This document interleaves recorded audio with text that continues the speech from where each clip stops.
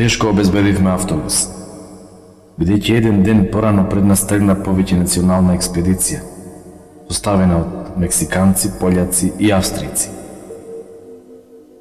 Тешко ни беше да определиме 20-30 носачи, зашто пред автобусот се собраа повеќе од 80 заинтересирани кандидати. Сепак се добро се заврши и конечно на 29.8. тргнавме на Горка, 120 км од далечина од Катманду. Патот до Горка, кој се наоѓа на 500 метри надморска височина, го поминавме за 8 часа по криволест асфалтиран пат. Тука се наоѓа кралската палата, која служи како резиденција на кралското семејство. Од градот потекнува и кралот Бирендра. Се сместивме во една селска куќа, каде што вечеравме ситно исечено пилешко месо, измешано со ориз. Седевме сите заедно со шерпасите, со готвачот и со водачот на низинските носачи. Домаќините беа пријатно изненадени. За прв пат кај нив се случи членови на експедиција да седат заедно со нив на вечер. Утредента требаше да се поделат околу 200 товари на 200 носачи.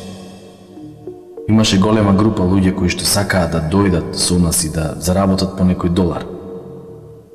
За еден ден носење товар, секој заработува по $2, што за нив е голема заработувачка и затоа доаѓаат цели семејства, мажи, жени, деца. Се создаде голема мешаница. Сердарот почна да ги прозива, но никој не сакаше да ги земе пластичните буриња од по 30 кг. Применивме тактика. На жените и на децата им ги поделивме кошниците и кога останаа бурињата, носачите сами доаѓаа и се пријавуваа да носат.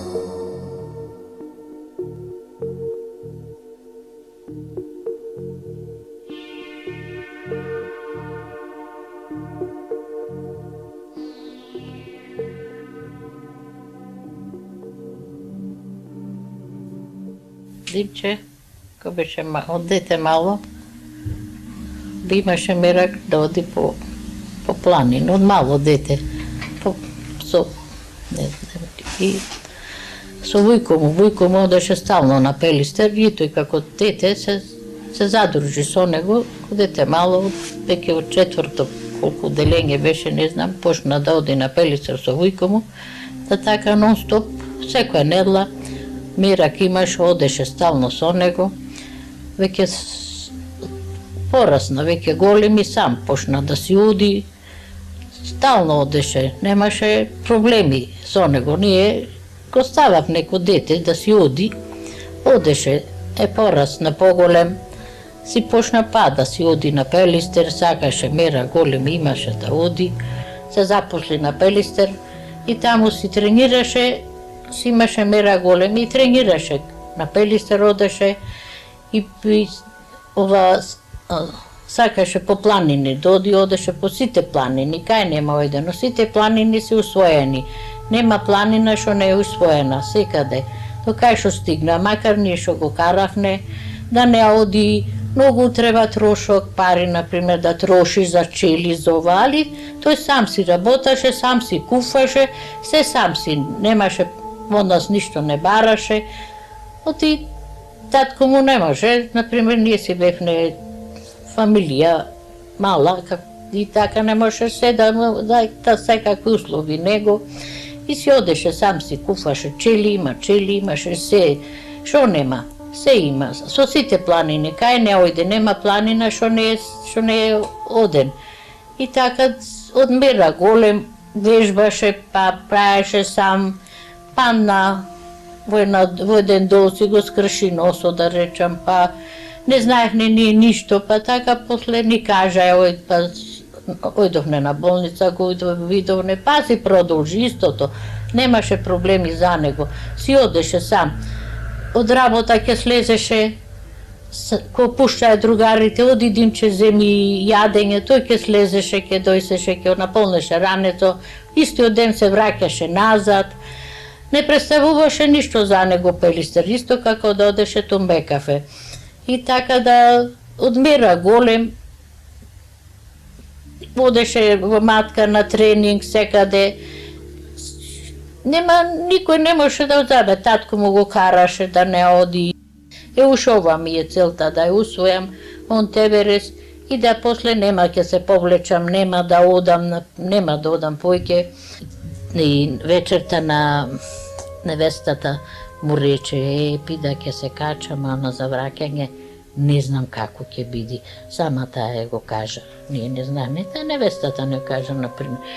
И ко тргна да оди, татко му го носеше со кола на автобуска и кодеше, многу му беше така невесел.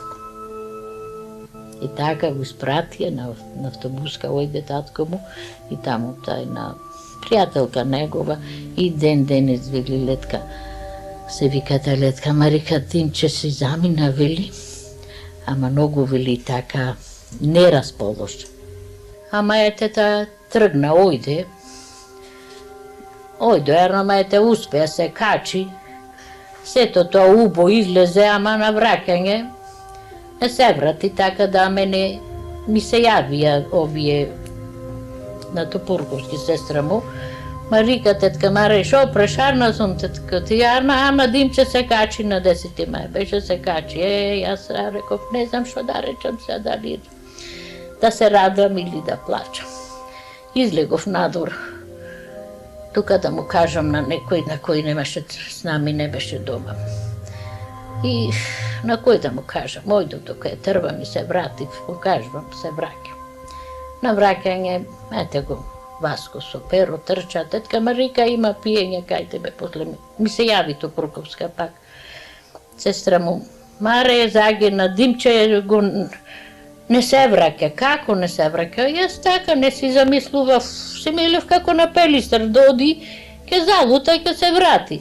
Има пиење, бе, какво пиење му велам, реков, Димче го нема, реков, залута, реков, кузнај кај не се врати. Како рече не се врати? Така, реков, не се врати. И така, тие се вратија двата назад, јас се останав дома. Дојде татко му кажувам на татко му и тој не знаеше како, шо да речи, го нема, ајде се бара, го ми ти пушта хеликоптер да го бара, как го бара хеликоптер, ќе го најдат. Денес на северната страна, тогаш рекој слезе кај северната страна, таму оти тој не можело, не е могуче Димче да не се врати, мора Диме да се врати. Тој не смеожи да загини, мора да се врати, да не слезе во Непал, од таа страна, како викава тој врво од другата страна, те ова, те она. И така Димче не се врати и остана и денес не знаеме ништо.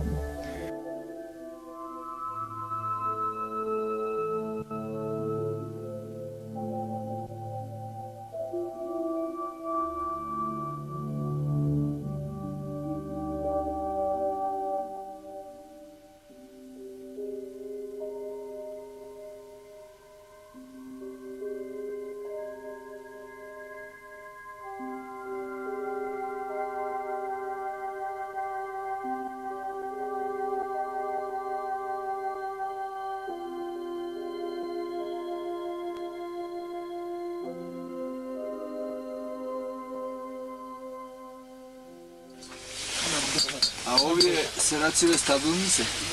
Да, лете, тоа мислам се. Не се сераци некои големи, мислам не така. Ветерот мене го од третиот камп, дечки. Што дека? Дека него од третиот камп. Што викаш, Диме? Се уште на почетокот се радиме пак. На почетокот од самиот крај. И се ќе види вред после. И се после вред. Ќе биде. Нема да видам горе со инекции. Да не бркам се вега.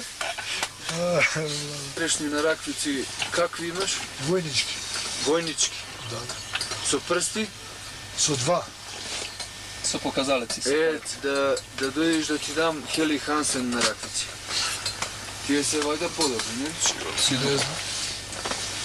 Тие се без прсти, знаеш. Нема прасич? Ја имам Само еден палец. телефон. Да? Палец бе, палец. Само палец. Палец и вака. Ја имам комплетно и Хелихенсен, и надворешен и внатрешен на ракавиците. Може или Хелихенсенот, или може Или може ли амерички да помени што ги носење?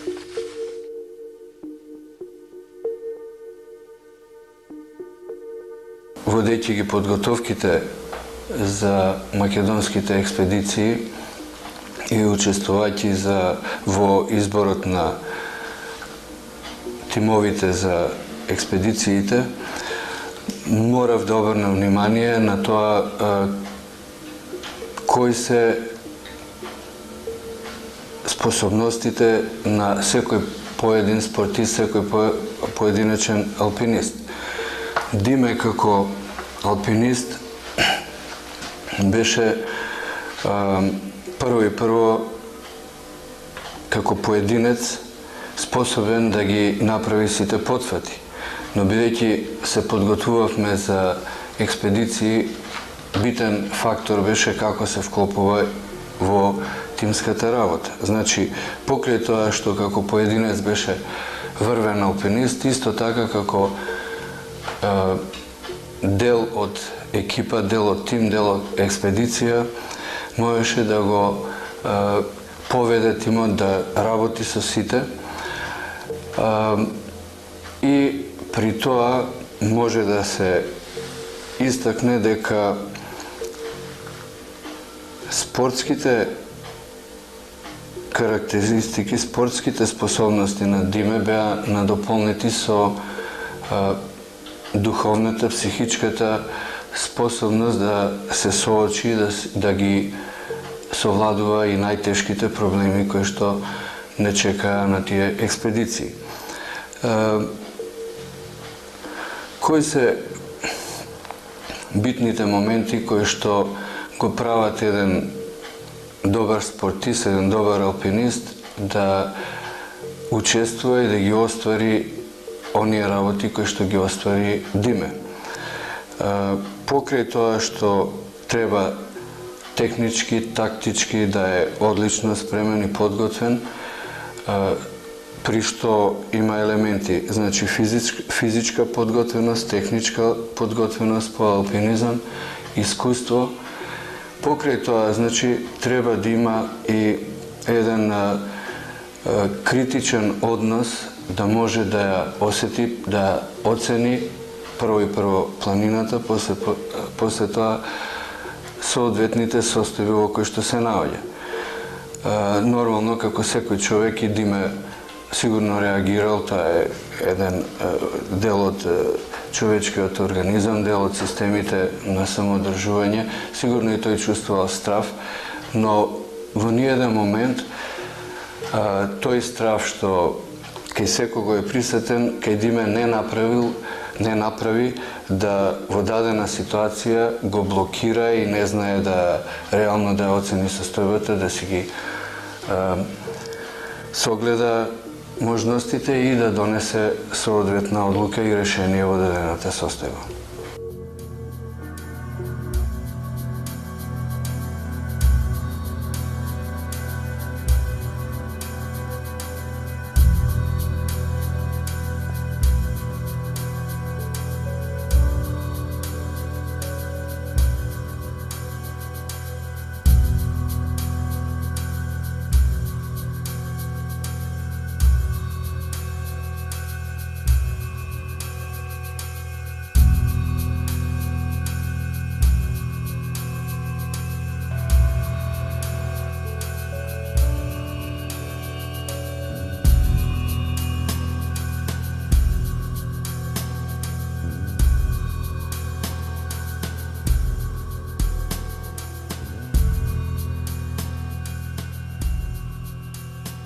Во неговата алпинистичка биографија има многу настани случаи кои зборуваат за каков алпинист станува збор штом се спомне името на Мурат.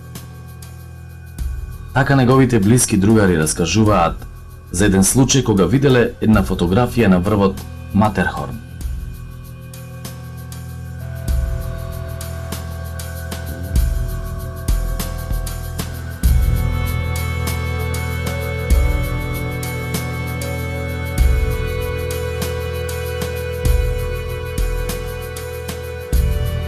Тогаш започнале да планираат да се искачуваат на него за да ги испоредат убавините на Пелистер со овој врв. Еден ден тргнале тоа да го остварат. Кога пристигнале во Италија, забележале дека, иако станува збор за истиот врв, сепак не бил тој од нивната фотографија, бидејќи бил снимен од швајцарска страна. Така заминале во Цермат, во Швајцарија. По големо невреме, проследено со силен ветер и снег, започнале да се искачуваат на Матерхорн, но не успеале да ја остварат целта. Сепак се враќаат назад живи и здрави, за подоцна да започнат пообемни и поквалитетни подготовки. Нивната голема храброст во случајов не била доволна да се освои еден ваков врв. Кога веќе идната година повторно отишле во планинарскиот дом Белведере, домарот бил изненаден како за толку краток период да се осмелат пак да тргнат на Матерхорн, имајќи го во вид она што им се случило пред една година, кога одвај успеале да се спасат од најлошото. Но овој пат Димитар Илиевски и неговите другари ја постигнале целта. Го освоиле Матерхорн, а потоа и врвовите Монте Роса и Лискам.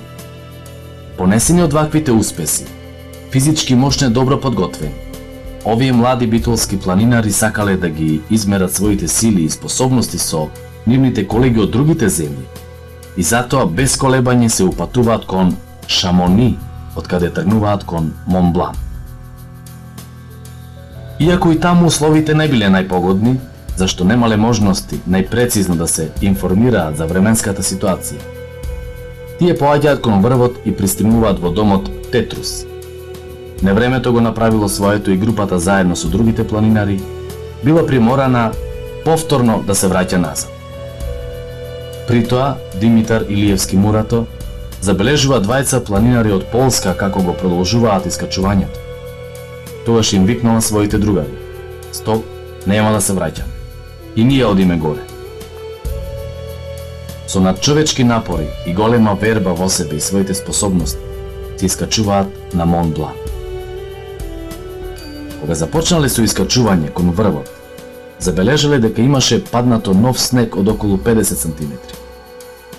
Но бидејќи пред нив се наоѓале поискусни пољаци, немале потешкоти да го следат патот, иако од самиот врв повторно ги фатило силно невреме. Сепак, меѓусебно храбрени, поддржувани од силната желба на Мурато, на 20 август 1981 година се искачиле на Мон Блан, е забележано во спомените на неговите другари. Големиот успех што го постигнаа македонските планинари кои речиси во еден здив ги освоија трите највисоки врвови на Алпите, Мон Блан, Матерхорн и Монте Роса, имаше голем одзив меѓу сите планинари во државата кои секој на свој начин сонуваа за освојување на највисоките врвови и за престој на многу други подалечни и повисоки планини и врвови.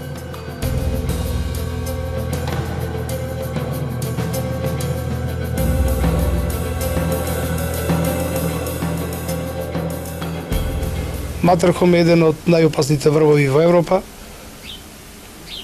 Тешко освоив и тешко прифатлив за алпинистите. Со самото одење нагоре имаше доста проблеми, иако тие проблеми исчезнаа после, се искачивме до врвот и на враќањето се остана да се спие во домот. Следниот ден, после 12 сатот, почнавме со искачување кон кон врвот Монте Роса, каде по патот имаше огромни пукнатини на мразот, така да мораше многу да се пази при самото врвење. Сите бевме поврзани во навеза, напред одеше Димче Илиевски заедно со ѓоката. Околу 12 сато за ручек, покрај големите напори, стигнавме до самиот врв Монте Роса, каде што бевме пресреќни сите 8 души. Се радувавме и бевме многу среќни. Одма се активиравме и следниот ден тргнавме преко Шамони за Монблан. Патувањето беше прекрасно и првата вечер преспавме, стигнавме дури касно ноќе во еден дом кој се наоѓа на 3800 метра на Гемиди. Тоа е последен дом кој е пред самиот врв на Монблан.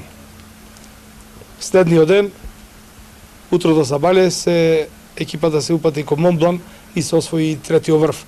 Тоа за битолчани, нарочито за македонската експедиција, беше голема гордост да се освојат во многу кратко време 3 врвови, европски врвови, и толку бевме среќни, така да назад кога се враќавме бевме многу задоволни.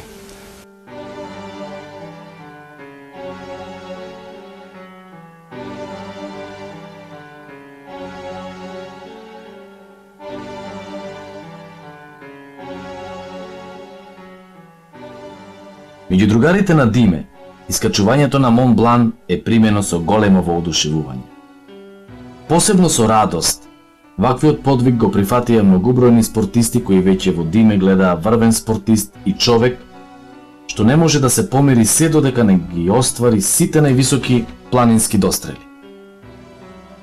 Така беше и во Републиката, каде понесени од одредени успеси на други планинари, започна да се негува идеја за формирање на алпинистичка екипа која ќе биде во состојба, откако ќе се обучи, опреми и обезбеди со средства, да атакува и на освојување на Монт Еверест. На високиот врв на светот, почнувајќи од 1953 година, кога за прв пат го достигна Едмунд Хилари и шерпасот Норгеј, го освоија алпинисти само на 30 на земји. Некои планинари останаа за секогаш на неговите падини само со исполнети соништа, други пак со нереализирани желби, зашто за освојување на Монт Еверест беа потребни на човечки напори, многу знаење, волја и среќа.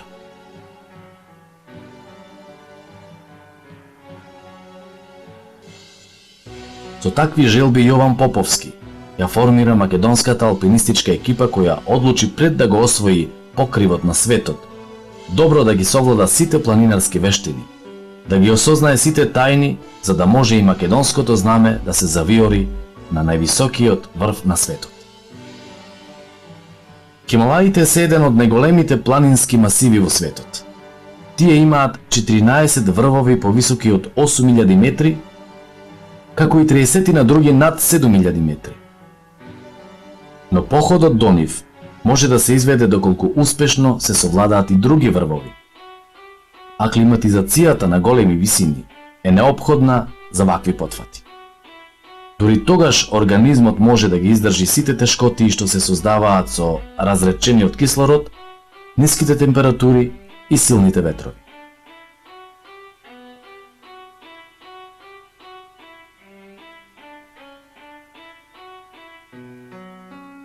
Во критериумот за еден човек, за тоа дали ќе биде успешен или не, има два елемента. Прво се способностите, второ е карактерот. Диме ги поседуваше и двете. Значи беше вонредно способен како алпиниста и имаше карактер на некој кој едноставно се стреми кон конечниот резултат. Од друга страна, Диме немаше никаков проблем да комуницира со луѓето. Значи, во тек на сите тие 10 години, или скоро 10 години, колку што бевме заедно, не се сеќавам на ниту еден момент кога Диме би бил во некој конфликт со околината, во конфликт со луѓето од експедицијата. За него немаше проблем, дали е храната добра, дали е храната лоша, дали е сместувањето добро, дали е лошо. Значи, апсолутно во секој елемент на тие наши, да кажем, живење на планината, Диме фантастично се адаптираше на се и веројатно тоа беше тоа што него и го правеше да е толку успешен. Знам, се сеќавам, или барем мислам дека се сеќавам на некои разговори што ги имавме со Јове уште од нашето детство, некаде 16-17 години, кога мечтаевме да го искачиме Монт Еверест. И знам дека кога поаѓавме кон Монт Еверест, имавме повторно разговори во кои веруваме во нас, верувавме во целиот тим, но и во тие моменти говоревме за Диме како за некој од кого можеби најмногу очекуваме. Некој кој треба да го исполни, нели, тој се разбира заедно со сите други, со целиот тим кој на тоа ќе работи. Тоа се тие впечатоци, тоа е тоа што нели го помнам за Диме. Исто така, бидејќи јас бев и лекар на тие експедиции на кои што одевме, не можам да се сетам на ниту еден момент кога Диме побарал било каква лекарска помош. Значи, тој никогаш едноставно не се жалеше на ништо. Не верувам дека немал главоболка, не верувам дека немал некоја мачнина, не верувам дека во тек на сите тие 10 години Диме секогаш бил 100% фит, 100% здрав. Но ниту во еден момент не побарал било каква лекарска интервенција. За мене тоа говори за еден карактер кој ги решава проблемите сам. Во алпинизмот тоа не е секогаш добро, но во случајот на Дима очигледно дека тоа секогаш резултираше во нешто што беше успех. И тоа е тоа на што размислувам кога размислувам за него. Во тек на сите тие експедиции се разбира дека сите ние станувавме се поблиски. И можеби најголема блискост остваривме на Еверест. Формираната македонска алпинистичка екипа одлучи пред заминувањето на Хималаите да се искачи на други врвови. За почеток беше предвидена Аконкагва. Во Планинарскиот сојуз на Македонија се формира комитет за македонски алпинистички експедиции кој имаше цел да ги поддржи и подготви младите планинари за освојување на највисоките врвови на планетата Земја. Така започна новиот поход на Димитар Илиевски Мурато, се до остварување на неговата одамнешна желба да се втурне во прегратките на облаците што го обиколуваат Монт Еверест. За Диме немаше повеќе пречки. Животот покрај фамилијарната хармонија, сопругата, двете деца и задолженијата што ги имаше на работното место како домар на Пелистер, каде што се наоѓа антенскиот столб на македонската телевизија на 2601 метар, му минуваше со желба за освојување на највисоката земјина точка.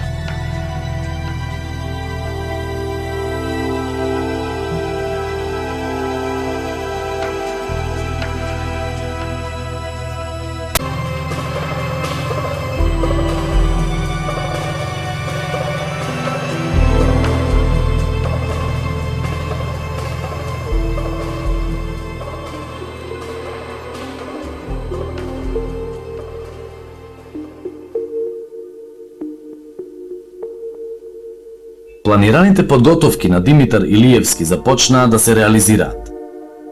Така наред требаше да се освои врвот Аконкагва, но поради тогашната Фокландска криза, македонските алпинисти одлучија да се искачат на Хуаскаран. Експедицијата Анди 82, во која се наоѓаа планинари од неколку друштва, по претходно успешно извршените задачи, обезбедувањето опрема и материјални средства, заминува кон северен и јужен Хуаскаран на Андите. Се знаеше дека овие планини кријат многу непредвидливи пречки и тешкоти кои дотогаш изненадиле бројни експедиции и искусни планинари. Неговите другари долго раскажуваа за овој голем алпинистички подвиг. Меѓу другото, тие помнати една случка кога Димитар Илиевски, качувајќи ја опремата, ги изгубувал планинарските чевли. Меѓутоа Мурато и тој проблем го решава. Експедицијата успешно се искачува на врвот и потоа сите заедно безбедно се враќаат назад во базата.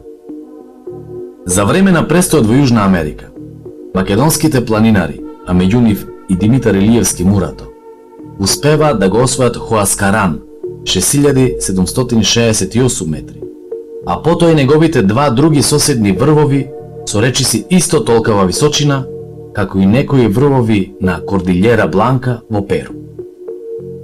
Подготовките за Хималаите продолжуваат со освојување на други планини.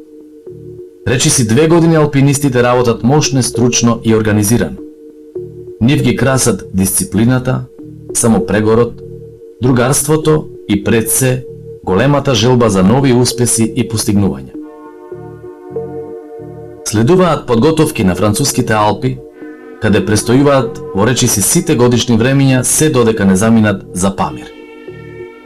На оваа планина, во поранешниот Советски сојуз, требаше да заминат во 1983 година. Но поради недостиг на доволно материјални средства, тоа го направија во идната 1984 година. Експедицијата заминува кон оваа планина каде најпривлечен е врвот на комунизмот, денес именуван Гермо, висок 7495 метри. Овој врв за прв пат е освоен во 1933 година од страна на руски алпинист. Идните години се совладани и низа други врвови кои спаѓаат во редот на најтешките за освојување.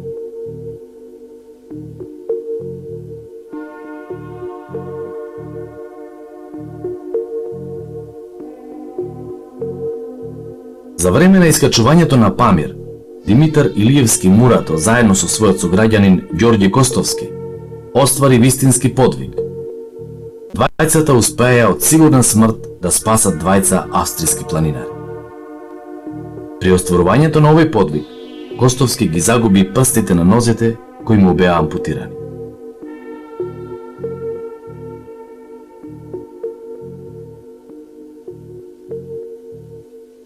Припремите почнаа уште од 1981 година. Во друштвото пуштија писмо ке се прави експедиција за Анди 82. И од Анди до планот беше до Еверест да се оди.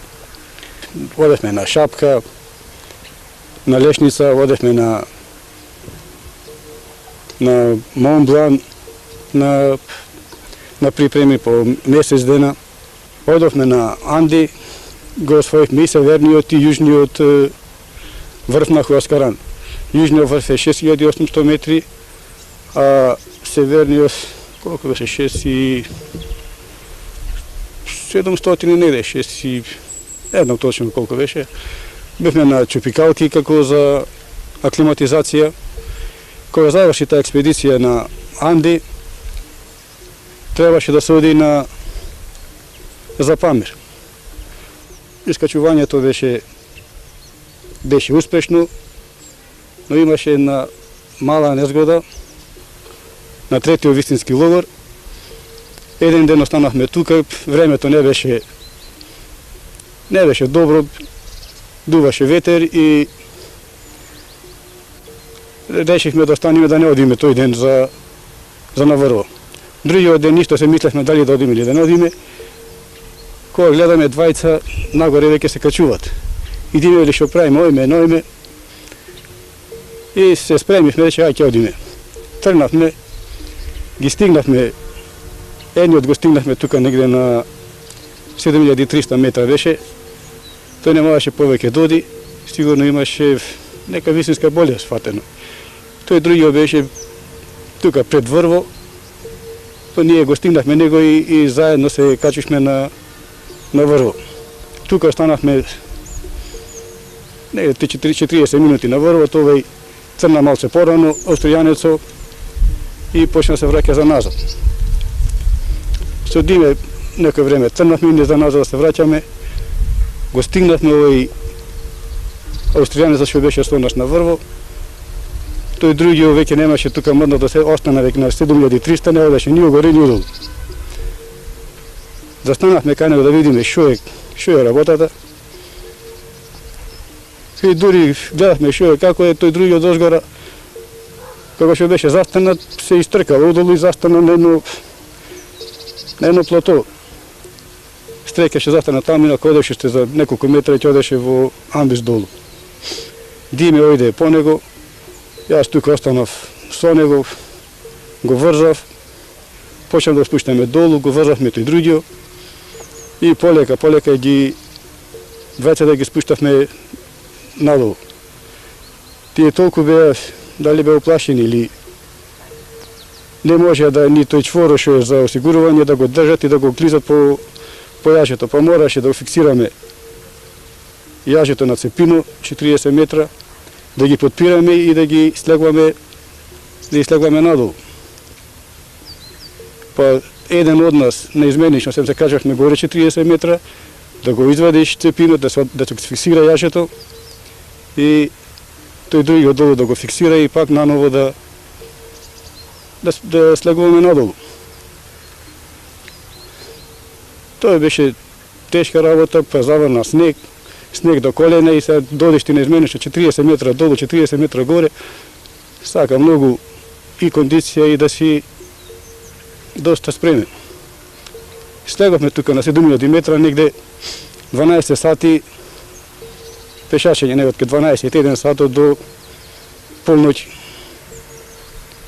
до 12 вечерта. Дојда тука двајца спасители од Русија, ама наместо двајца слезе само еден долу за помош. И сега што правиме сега? Требаше да се качват горе, така имаше едно височко место, требаше да се качва негде 3 сати до тој висински логор. Ова едно поки не можеше да оди. Ова и тој што беше паднат некако со подпирање одеше и таму трна да беше правиме, реков, диме човеко, остана беше правиме, вели. Велиме тој русино, тој и крева ременците и заминуват. Трнува ми, јас само не знам што правиме, човекот догосеш тука сам, гревота. Јас реков, ќе останам и останав цела ноќ со стојанец. Се разведре, почна да студи, се облековме тука, направивме на патека од 10 метра и нон-стоп понеа се движев. Овој беше толку изнемоштен што не можеше ни да станеш, кога го кревав, го масирав малце, да шетам, да не замрзни, да му циркулира малку крвта. Тоа едно време ми почна да халуцинира, почна да ми кажа нешто, гледај таму нешто. Гледам, јас нема ништо, ама мене ми текна дека човекот почна да халуцинира. И кога ќе го масирав, јас да го масирам, тој ќе земеше цепину, малаше по мене. Оти му беше тешко, секој минута, секој 5 минути, секој 10 минути го гњавев, го кревав, го масирав. Нешто почна тука од раница да ми бара нешто да се напие. Имаше некоја чутура тука со сок некој. Тој беше полузамрзнат како каша. Му дадо да се напие, пиење од тој соко и се како би падна во несвест, така се изгуби човек. Не знаше да му правам некоја шлаканица, му манав. Се разбуди, го кренав пак со масирање, побара да му ги кланти на раквиците, рацете му беа замрнати, скочаните му беа. Така му ги навив некако ти на раквиците и цело време му велев нож, лафен, капут, не знам што да му зборувам. И тој беше навикнат на тој нож, лафен, капут, едно време како што се движев. Суморев и јас реков да одморам, јас малце клекнав, сигурно тука и јас заспав, а тој чекаше да слушни тој нож, лафен, капут. Тој вика, јас се разбудив и од тогаш поќе не заспав.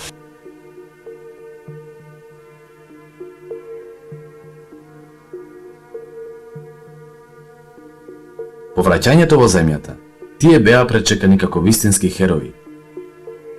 Со своето несебично залагање спасија планинари, обезбедувајќи и место на нашата земја меѓу земјите кои имаат планинари хуманисти, што ги жртвувале своите животи да им помогнат во тешките моменти на своите другари од овој спорт.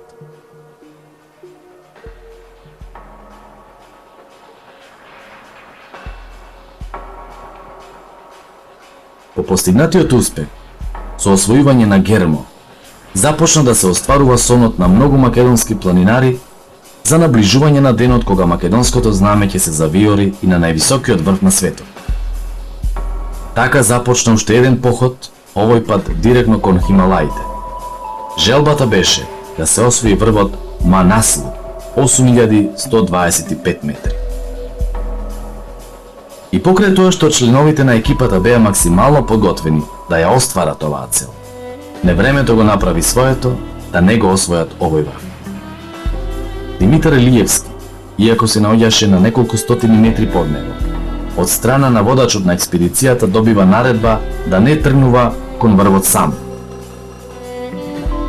Тоа му го сугерирале и другите алпинисти.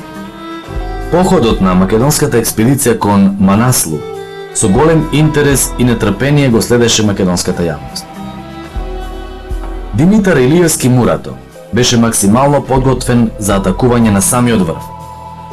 Беше одлучен дури и сам да тргне кон него.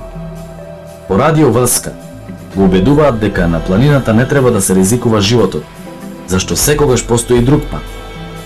Затоа и познатиот македонски хирург и планинар Јовица Угриновски за вакви прилики вели дека да се освои врв за алпинистот не е секогаш цел. Негова основна цел е да стигне дома меѓу своите најблиски, зашто секогаш постои обид за втор и трет поход кон определениот врв. Тоа го направи и Димитар Илиевски, кој во својот дневник за неуспешното искачување на Манаслу ќе запише: што да се прави? Во животот да се пропушти ваква прилика е штета. Шерпасите не сакаа да ја носат опремата.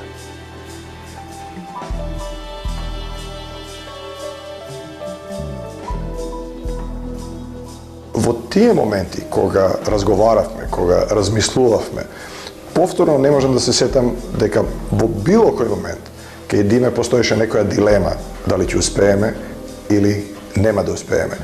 А сето тоа кај него беше едноставно. Значи тоа не беше некоја болна амбиција, тоа не беше некоја обседнатост со врвот. Едноставно сите работи што ги правевме и што тој ги правеше, доаѓа спонтано, доаѓа нормално. Како да е нормално, нели, да се постават логорите. Нормално беше за него да се достигне врвот. Нормално беше, нели, да се поднесат сите напори. И таа нормалност во оние, не можам да ги наречам критично сигурно моменти на екстремен напор, го правеше него единствен меѓу сите нас. И тоа е тоа што во овие моменти, нели, доминира кога размислувам за неговата личност, кога размислувам за неговиот карактер. И во нас секојдневно движење низ Катманду, во секојдневното движење низ Перу, во секојдневниот тој живот, тој навистина беше многу едноставна личност. И кога размислувам за животот во целина, мислам дека еден толку едноставен човек, со толку едноставни барања, можеше да го достигне врвот.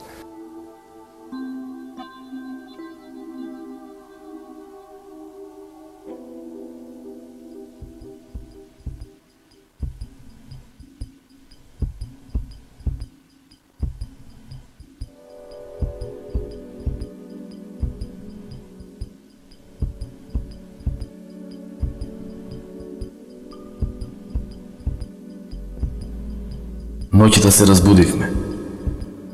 Организмот ни бараше вода. Само што се напивме, во наша близина се сруши лавина. Планината се затресе, почна да дува силен ветер и шаторот се размрда. Мислевме дека е готово со нас. За среќа лавината не одмина, помина во непосредна наша близина и се струпули во амбисот. Легнавме да спиеме, ама со мисли. Кога утрото се разбудивме, Борче почна да топи снег за да свари чај.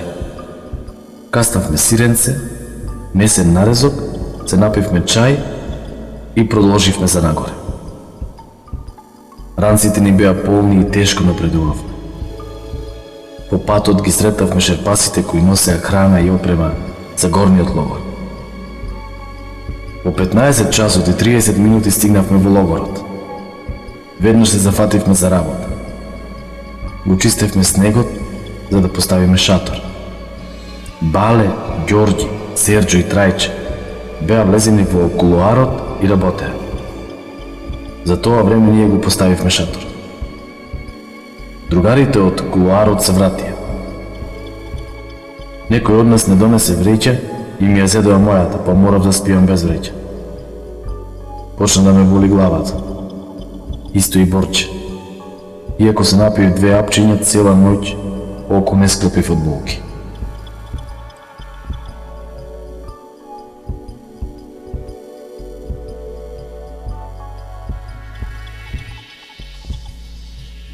Така после престојот на Манаслу од 45 дена, екипата се враќа во Македонија. Објективно, овој пат експедицијата не можеше да дојде до оваа цел. Манаслу, планината на духовите, не успеа да ги задоволи апетитите на македонските планинари. За нив Монт Еверест беше главна цел. Сега тоа не им беше многу далечен. Напротив, им беше поблизу бидејќи конечно се уверија дека за јуришање на него треба да бидат многу подобро подготвени. Стекнатото искуство не беше доволно. Се виде дека оваа планина крие и такви тајни, што не можат да се предвидат. Десетина членови од екипата се разболеа. Некои од ниските температури, а други поради неможноста за аклиматизација на такви височини. Но тоа не го поколеба водачот на оваа експедиција Јован Поповски. Во наредниот период, тој продолжи да ја консолидира екипата за дефинитивно искачување на Монт Еверест. При тоа во предвид го имаше подвигот на Мурато, кој сам успеа да дојде до самото подножје на Манаслу. Поповски беше сигурен дека Мурато ќе биде тој што ќе го обели образот на неговата екипа. Така сонуваше и Димитар Илиевски Мурато. Не помина многу време, тој во 1989 година повторно се најде во прегратките на густите облаци на Монт Еверест. 86 година тргнавме за Манаслу. Манаслу е добар врв, се сместивме на важниот логор, но времето, цело време не беше баш добро времето. Нон-стоп тука лавини паѓаја, а и малку и планината е таква со лавини. Врвот не го искачивме, се качивме негде до кај, тоест Диме се качи до кај 7300-7400 метри, 7300-400 метри, така беше. А целта ни беше на Манаслу, мислам и на другите планини, да береме искуство за Еверест. Тука случаевме нормално да се оди експедицијски малце. Како се местат јажина, како се фиксира тоа јажината за експедицијски, за напредување, за нагоре. Целта беше барем да се качиме до седлото. До седлото се качивме, да се качивме и поќе. Врвот не го спојавме, мислам дека поради лошото време.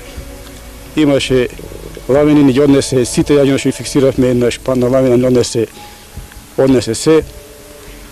Еднаш ни однесе шаторите, а шаторите тука, кој ги однесе стека што немаше човек во шатора, ако имаше, сигурно ќе имаше и жртви.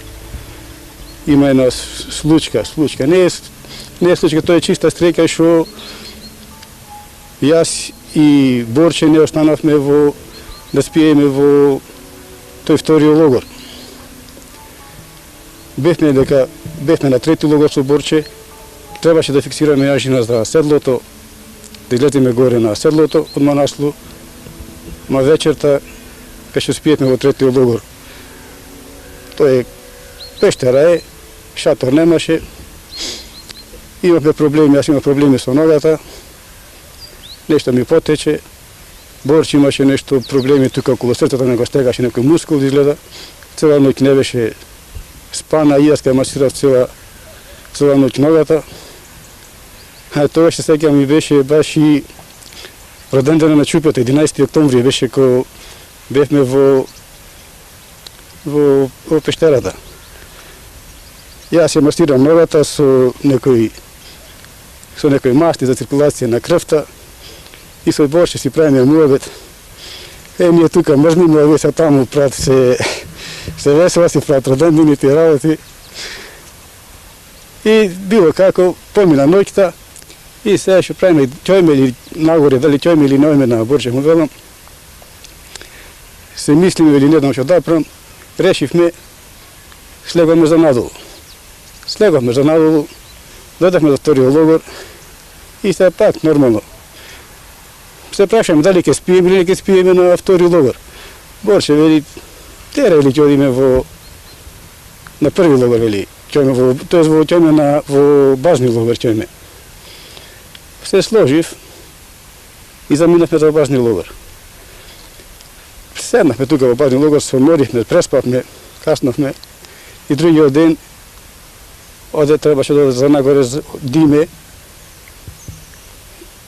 Диме, Серджио и Трајче, мислам. Беа тие тројца требаше да за нагоре. Ојде, кој гледа шаторот, беше однесен, падна лавина, цела опрема што беше во шаторот, јажина, кациги што имаше таму, се однесе. Се вија по радиостаница. И тоа е, велам, стреќа беше што не останавме со Борче да спиеме во вториот логор.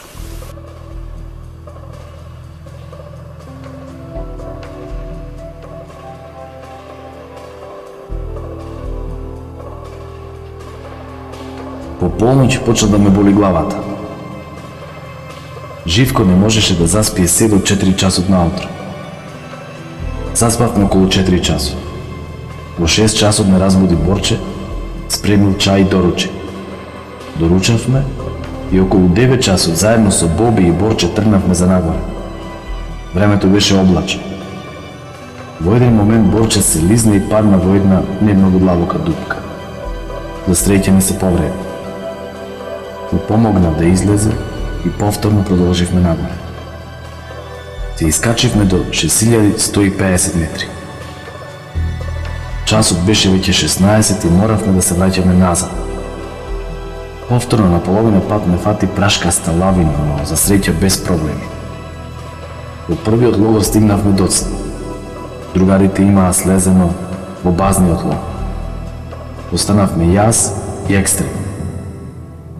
Си направивме вечера, кашкаво, колбаси и чај. После тоа на свеќи ги пишувавме белешките во нашите дневници.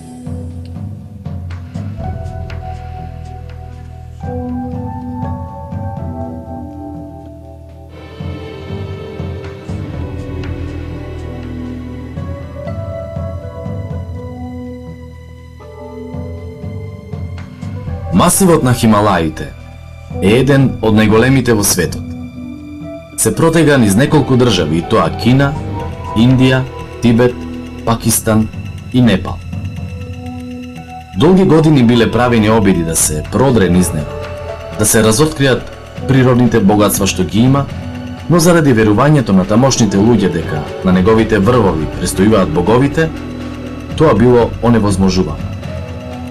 Повеќе научници на разни начини правеле обиди да измерат кои врвови се највисоки во светот.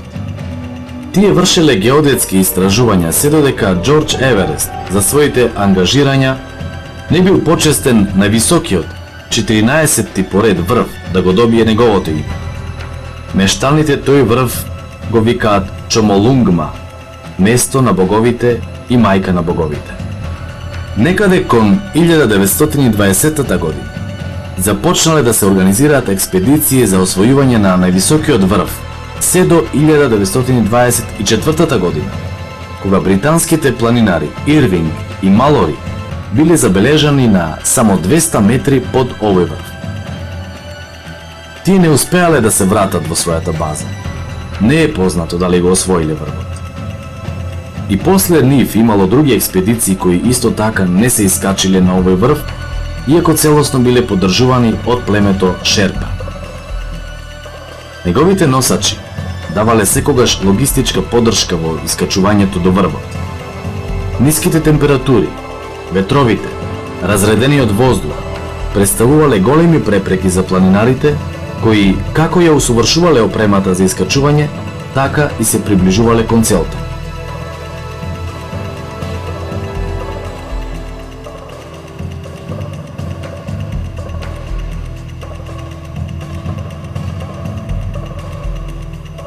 На 29 мај 1953 година Едмунд Хилари од Нов Зеланд, заедно со шерпасот Тенсинг Норгеј, како членови на британската експедиција предводена од Џон Хант, се искачиле на самиот врв.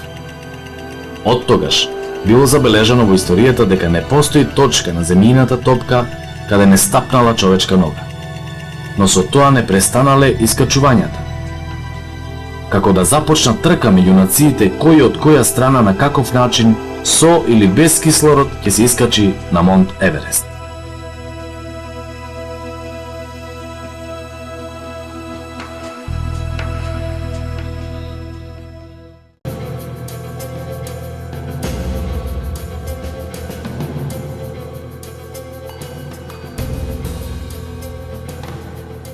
Македонската хималајска експедиција, предводена од Јован Поповски, а во која се наоѓаа десетина добро способени планинари од неколку градови во земјата, веќе постигна вредни успеси. Таа освои неколку многу високи врвови. Тоа беше повод да се вршат обемни подготовки за искачување на Монт Еверест, да се обезбедат средства, опрема и се што беше потребно за постигнување на големиот подвиг. И конечно во 1989 година македонската експедиција одлучи да се искачува на Чомолунгма од југоисточната страна од правецот на Јужното седло. Во екипата се наоѓаа искусни проверени планинари, а меѓу нив беше и Димитар Илиевски Мурато, кој своето име, името на Битола и Македонија го имаше веќе поодамна запишано на Хуаскаран, Памир, Монблан, Матерхорн и други познати врвови во светот.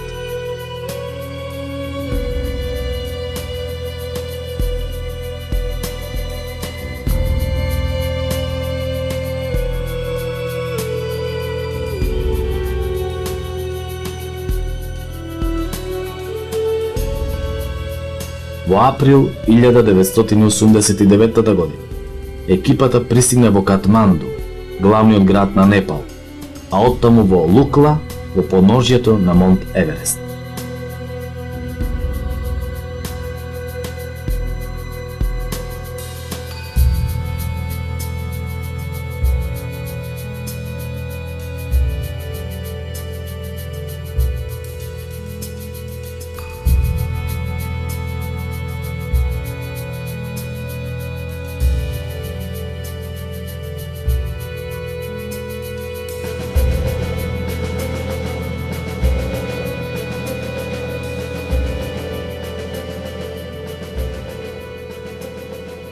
Веднаш по пристигнувањето започнуваат максимални подготовки за атакување на врвот.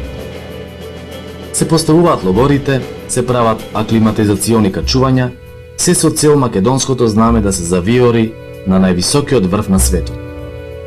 Кон екипата се приклучуваат и искусните планинари од тогашните југословенски простори, Виктор Грошелј и Стипе Божиќ, кои како членови на други експедиции пред тоа имале можност да престојуваат на Хималаите.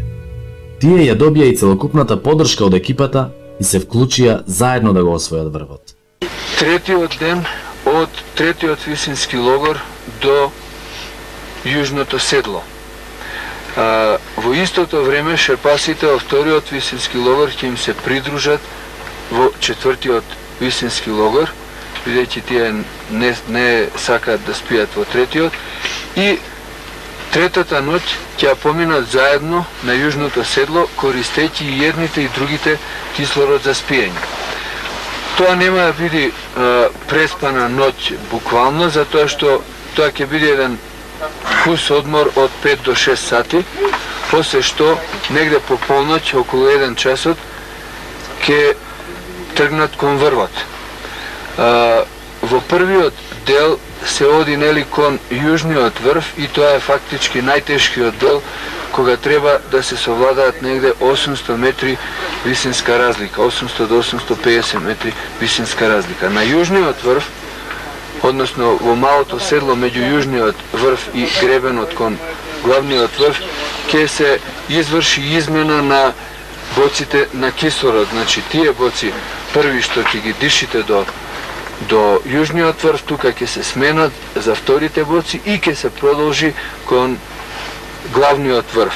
Од тука кон главниот врв знаете дека е најтешко место Хилари Степ, после што сите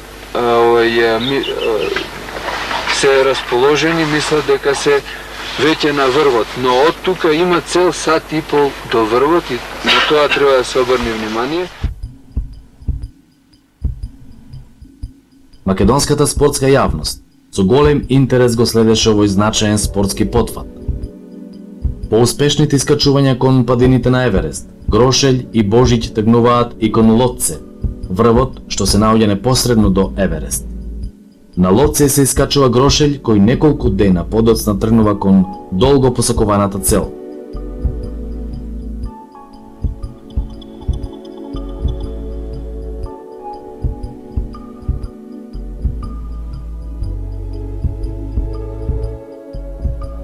Шести мај, Ѓорѓовден.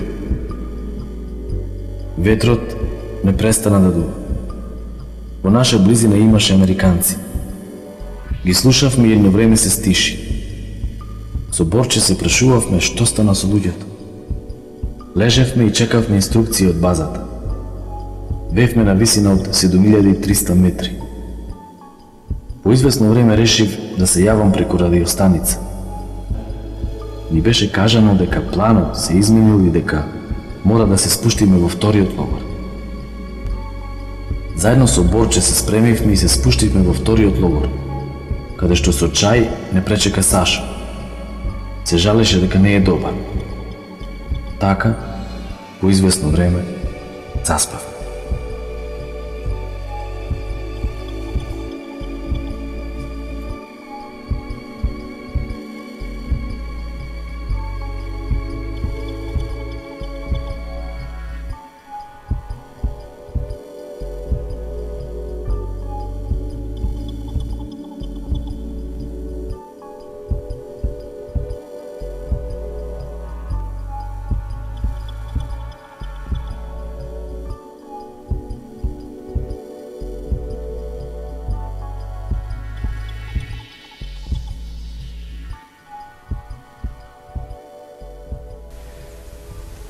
Еверест. Чувството беше големо. И желбата беше и жртвите што ги дадовме беше крајната цел нормално Еверест. Секој планинар, секој алпинист што оди на тие височини му е целта да се качи на највисокиот врв на светот.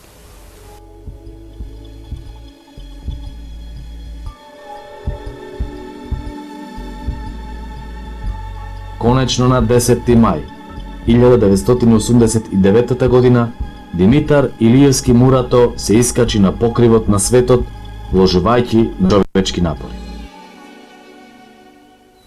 Се качија на врво Стипе, Диме и овие и Шерпасите. Шерпасите останаа 10 на минути на врво се сликаа. Замина за тие за долу, а Диме од одгора кој се јави по радиостаница беше престреген беше, се радуваше, кажуваше како види има тука. Собравме тука бевме во бажниот логор бевме сите собрани и го слушавме, нормално се радувавме и ние со него.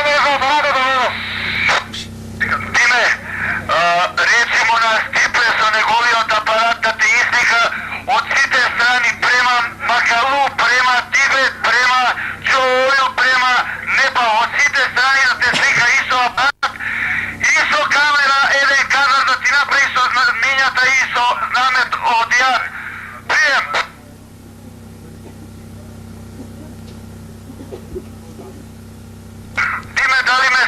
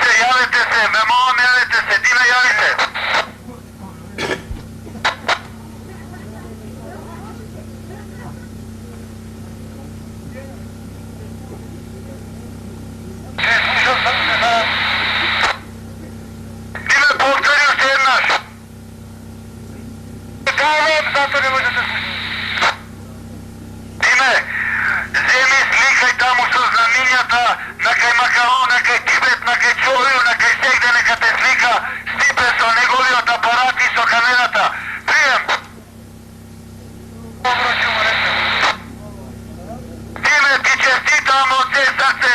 Браво, Диме! Браво!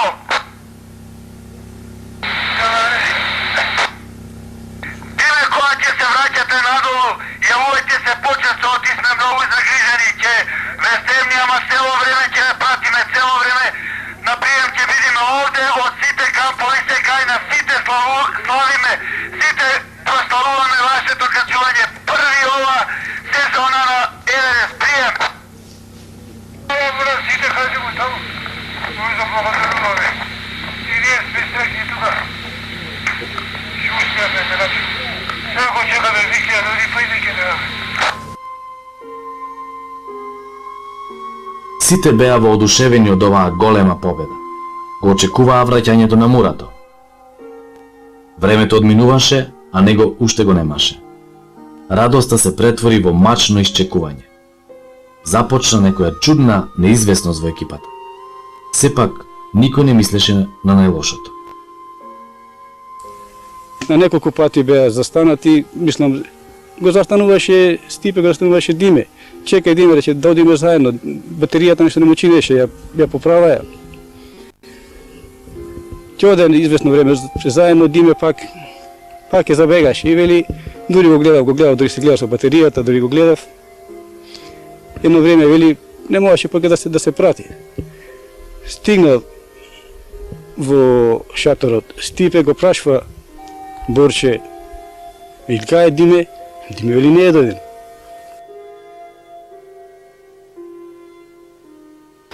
Evo sad ćete vas dvojica,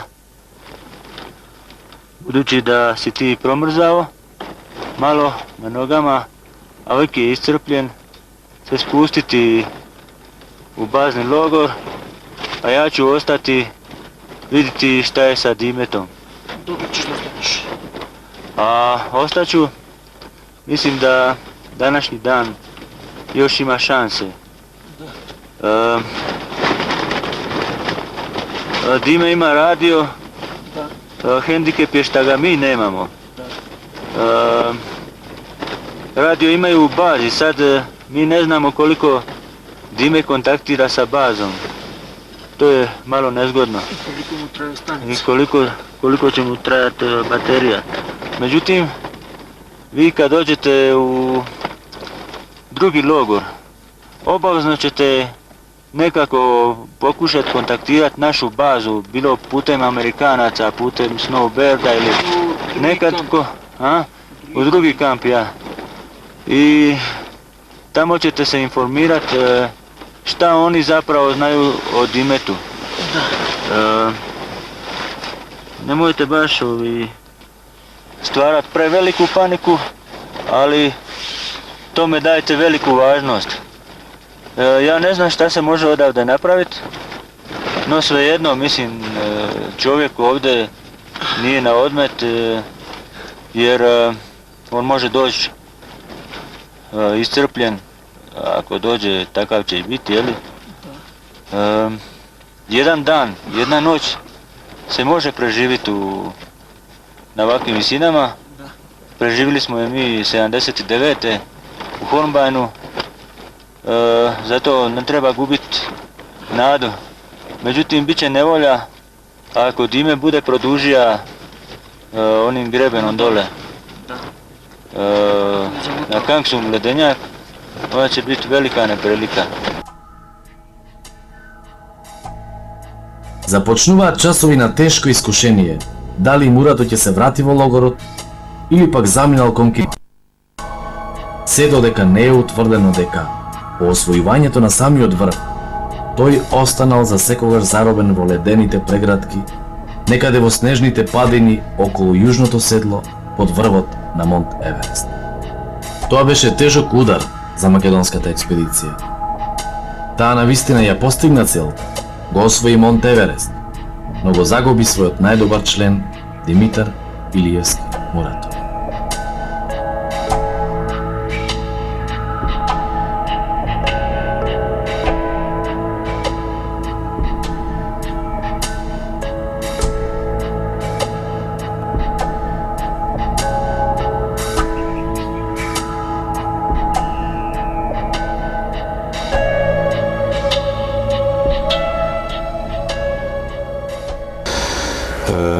Страшно ме допре сознанието дека Диме веќе го нема и дека останал за секогаш на висините на Хималаите, кај што тежнееше целиот живот.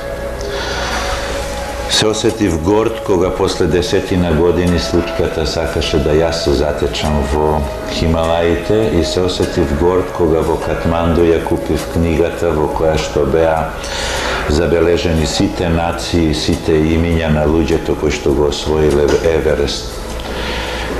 Под буквата Диме Илиевски беше забележан и он како еден од тие кои што успешно го искачиле врвот.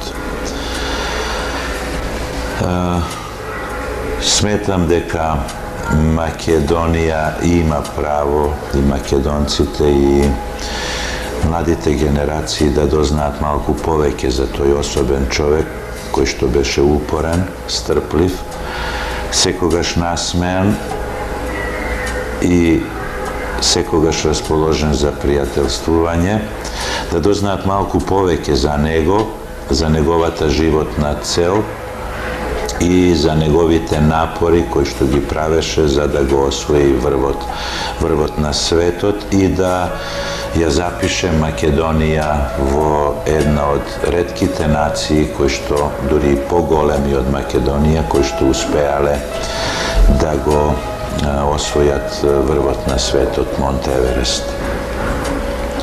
Посакувам да и младите генерации го следат примерот на Диме со упорноста, со тежнењето и со честноста со која што тој располагаше.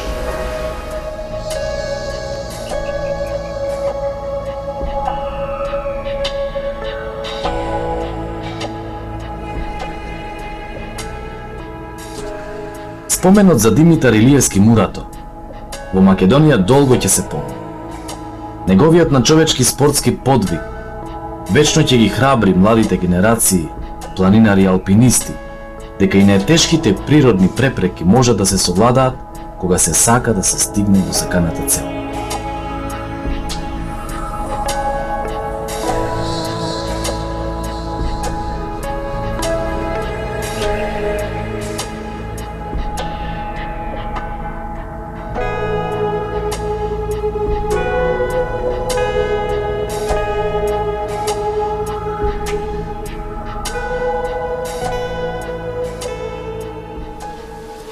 Ако се вратиме на нашата експедиција, на тоа што сите заедно го направивме, тоа што Диме го заокружи со изнесување на македонското знаме на Монт Еверест, остануваат некои работи како почеток на еден дел од некоја историја на нас како народ на македонците. Тоа е дека Диме е нашиот македонскиот Едмунд Хилари. Камо среќа да имаме секоја година експедиции на Хималаите, камо среќа денешни алпинисти кои што апсолутно се способни да ги направат истите тие работи што нашата генерација ги направи, но условите не дозволуваат. Камо среќа да има што повеќе алпинисти да го искачат, македонци да го искачат Монт Еверест, и камо среќа што повеќе емисии, што повеќе кажувања да има за тие потфати, затоа што во секое такво следно кажување ќе се почне од Диме, ќе се почне значи од македонскиот Едмунд Хилари.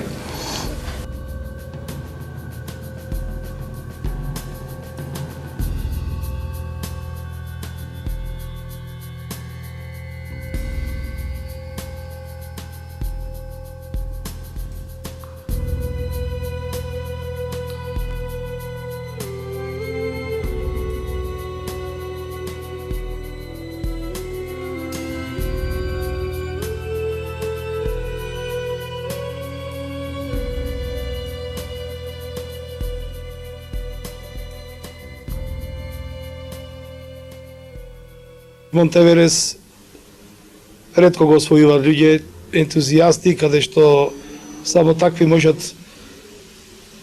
да биде Мурато, кој тој рискираше најповеќе во животот, иако на крајот заврши со трагично неговото одење на Монтеверес. И тоа вистина и на крај му се исполни таа желба, успеа да се качи горе.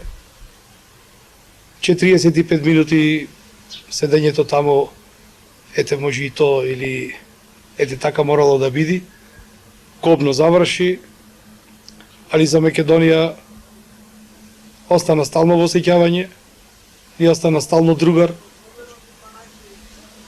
Уште ни е присутен во нашите мисли и секојаш не можеме да го заборавиме.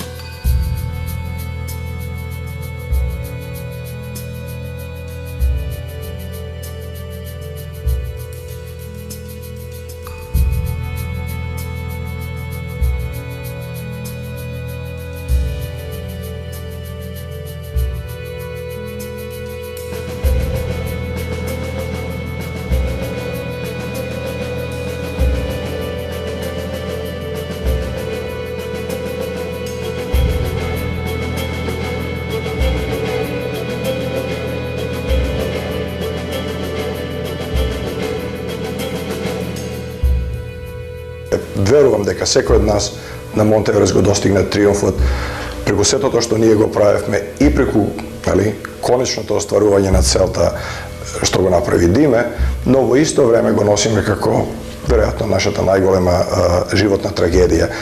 И тоа е тој парадокс на достигнување на триумф и на доживување на трагедија.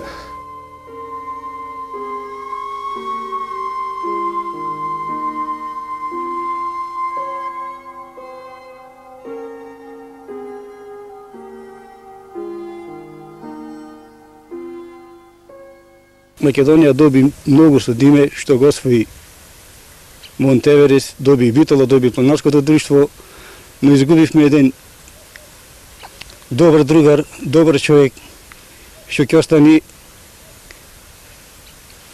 да секој планинар ќе му остане Диме во сеќавање и ќе се потсеќа на него. И мислам дека ќе има и млади планинари што ќе тргнат по стапките негови.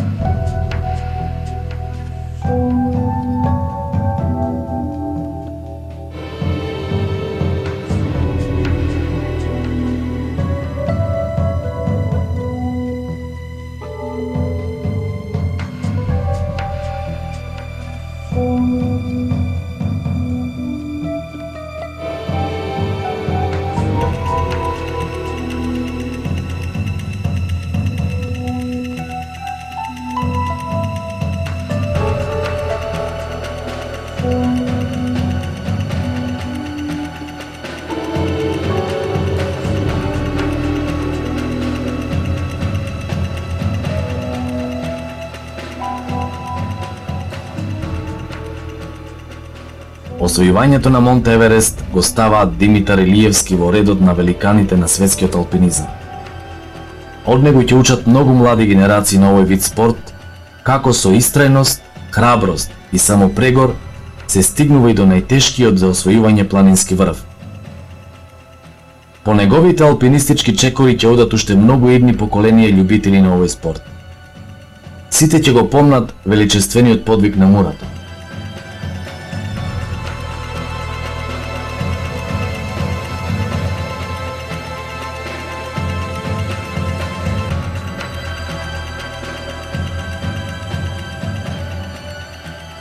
Битола беше тажна, но секогаш ќе остане горда што го имаше најголемиот спортист на сите времиња.